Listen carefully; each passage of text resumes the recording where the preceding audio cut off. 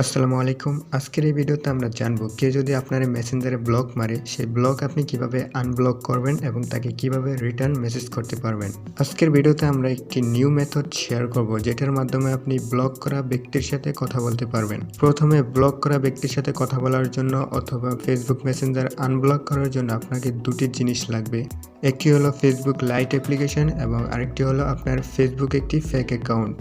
এবং একটি গুরুত্বপূর্ণ কাজ হলো যে ফেক অ্যাকাউন্টটি আপনি খুলবেন সেই ফেক অ্যাকাউন্টের সাথে আপনার রিয়েল অ্যাকাউন্টের সাথে অ্যাড ফ্রেন্ড করে নেবেন, মানে কানেক্ট করে নেবেন, যাতে আপনার অ্যাকাউন্টটি আপনার রিয়েল অ্যাকাউন্টটি সার্চ করলে পেয়ে যাবেন সহজে। ওকে, প্রথমে আপনি আপনার ফেসবুক লাইট অ্যাপ্লিকেশনটি ওপেন করবেন। অবশ্যই ফেসবুক লাইট অ্যাপ্লিকেশনে আপনার ফেক অ্যাকাউন্টটি লগ ইন রাখবেন। লগ ইন হওয়ার পর এখানে সার্চে ক্লিক করবেন। দেন যে ব্যক্তি আপনাকে মেসেঞ্জারে ব্লক মারছে তার অ্যাকাউন্টটি সার্চ করে খুঁজে বের করবেন।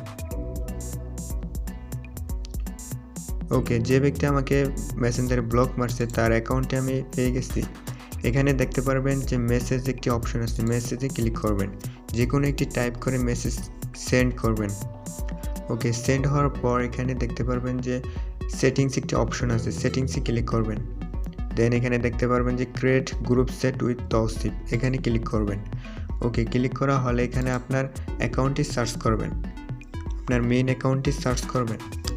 ওকে, আমার মেইন অ্যাকাউন্ট উপরে আছে, আমি সিলেক্ট করে নেক্সটে ক্লিক করব। নেক্সট ক্লিক করা হলে আপনি একটি গ্রুপ তৈরি হবে, গ্রুপের নামও দিতে পারেন অথবা ক্রিয়েট এ গ্রুপ সেট এখানে ক্লিক করে দিবেন। ওকে, এখন একটি গ্রুপ তৈরি হয়ে গেল যে আপনাকে ব্লক করছে তার সাথে। তো গ্রুপ খোলার পর এখানে যদি আপনি মেসেজ করেন তাহলে অবশ্যই আপনি সেই মেসেজটি দেখতে পাবেন। তো এই গ্রুপের মাধ্যমে আপনি সেই ব্যক্তির সাথে কথা বলতে পারবেন যে ব্যক্তি আপনাকে ব্লক মারছে। তো এই গ্রুপ থেকে অবশ্যই আপনি লিভ নেবেন না, যদি লিভ নেন তাহলে মেসেজ করতে পারবেন না। অনেকে আছে গ্রুপ থেকে লিভ নিয়ে নেয়, সো লিভ নেবেন না।